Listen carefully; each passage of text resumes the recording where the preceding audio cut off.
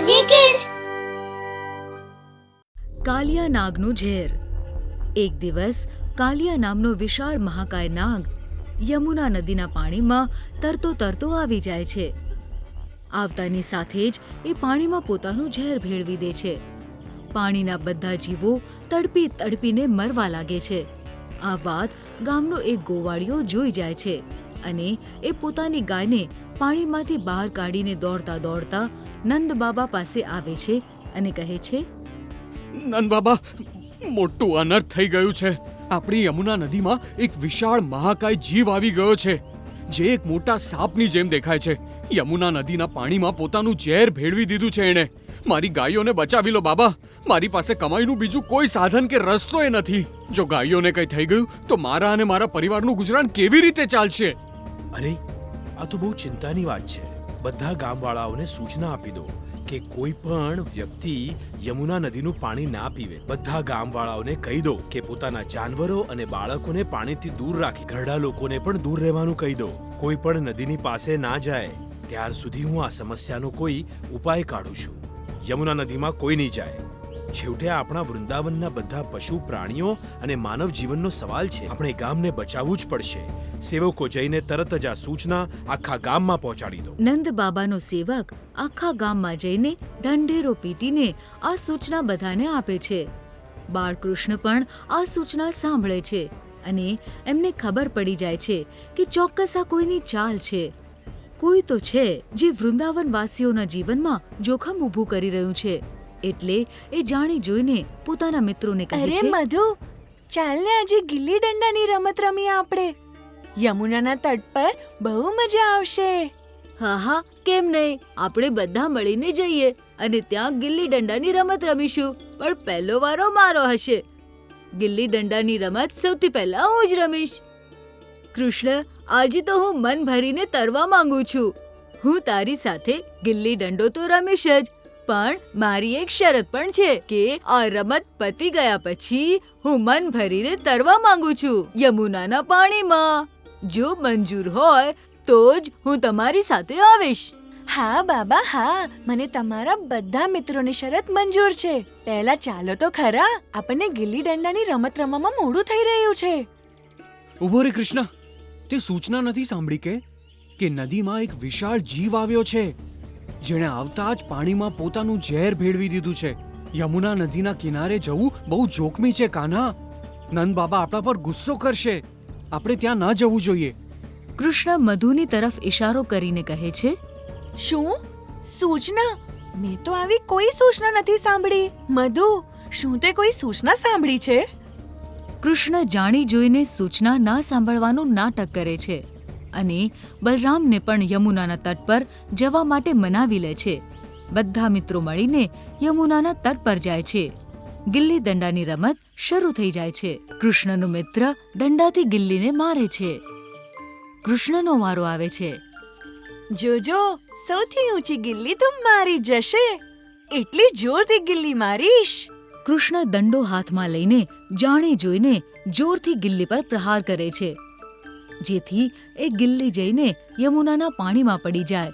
અને એમ જ થાય છે. ગિલ્લી જઈને યમુનાના પાણીમાં પડી જાય છે. આ શું કર્યું કૃષ્ણ? તે તો ગિલ્લી ખોવાડે જ નાખી. હવે આપણે કઈ રીતે રમીશું? ગિલ્લી તો પાણીમાં જતી રહી. હવે તારે જ એને શોધીને લાવવી પડશે. જા યમુનાના પાણીમાં અને ગિલ્લીને શોધીને લાવ. ના ના, ત્યાં જવું જોખમી છે. કૃષ્ણ, તું પાણીમાં નહીં જાય. ભલે આપણી રમત અધૂરી રહી જાય. નંદ બાબાએ ના પાડી છે. યમુનાના તટ પર કોઈ નહીં જાય. બલરામભાઈ, તમે તો ખોટે ખોટી ચિંતા કરી રહ્યા છો. જુઓ, યમુનાનું પાણી કેટલું સાફ છે. આમાં કંઈ પણ તો નથી. હું જાઉં છું અને હમણાં ગિલ્લી લઈને આવું છું. તમે બિલકુલ ચિંતા નહીં કરો. કૃષ્ણ મનમાં ને મનમાં કહે છે, આ જ મોકાની તો હું રાહ જોતો હતો. જો હું સીધી સીધી પાણીમાં જવાની વાત કરત તો મને બધા રોકી દેત અને કાલિયાનો મુકાબલો હું ન કરી શકત. હવે પાણીમાં જઈને હું કાલિયાની સાથે લડીશ અને એને અહીંયાથી ભગાડી દઈશ. એટલે જ તો મેં ગિલ્લી જોરથી પાણીમાં મારી છે. બલરામભાઈ, મને માફ કરી દેજો. હું બાબાના આદેશનું પાલન ન કરીને પાણીમાં જઈ રહ્યો છું. આવું કહીને કૃષ્ણ પાણીમાં કૂદી પડે છે. ગિલ્લી તો ક્યાંય નથી દેખાઈ રહી. ગિલ્લી તો બસ બહાનું હતું. મારી તો કાલિયા નાગને શોધવો છે. કાલિયા, ક્યાં છે તું? હિંમત હોય તો મારી સામે આવ. કૃષ્ણ આમ કહે છે એટલામાં જ પાછળથી કાલિયા નાગ જોરથી પોતાના ઝેરથી પ્રહાર કરી દે છે. નદીની બહાર ઊભેલા મિત્રો આ જોઈને ડરી જાય છે કે પાણી ફરીથી કાળું થવા લાગ્યું. બધા બૂમો પાડે છે. કૃષ્ણ! કૃષ્ણ!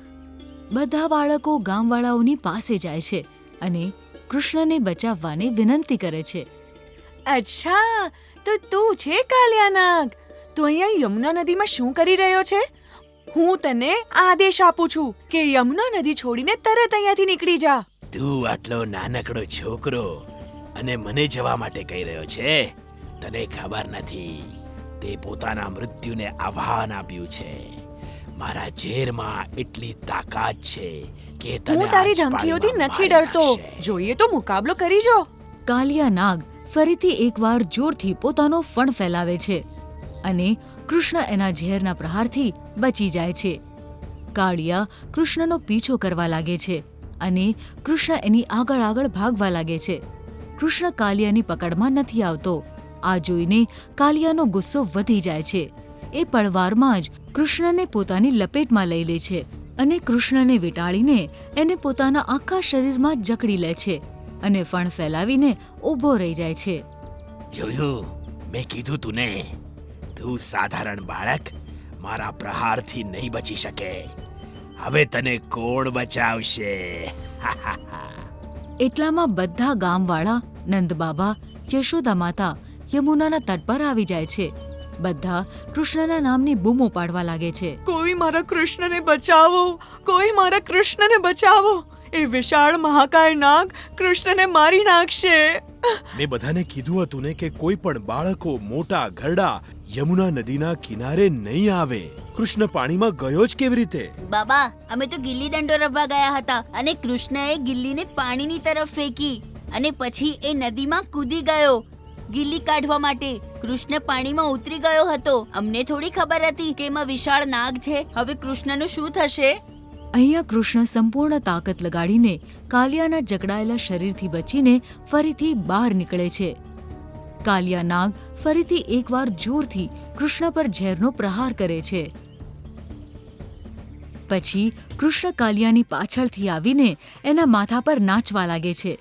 એ જેટલા જોરથી નાચે છે એટલા જોરથી કાલિયા પોતાનું ઝેર કાઢે છે. આ દ્રશ્ય જોઈને બધા વૃંદાવનવાસીઓ આશ્ચર્યચકિત થઈ જાય છે. કૃષ્ણ આટલો નાનકડો છોકરો અને આટલા મહાકાય વિશાળ નાગનો મુકાબલો કરી રહ્યો છે. જોતામાં જ કાલિયા નાગનું બધું ઝેર પૂરું થઈ જાય છે અને એનું શરીર થાકી જાય છે. એના શરીરમાં શક્તિ બચતી નથી. એ થાકી જાય છે.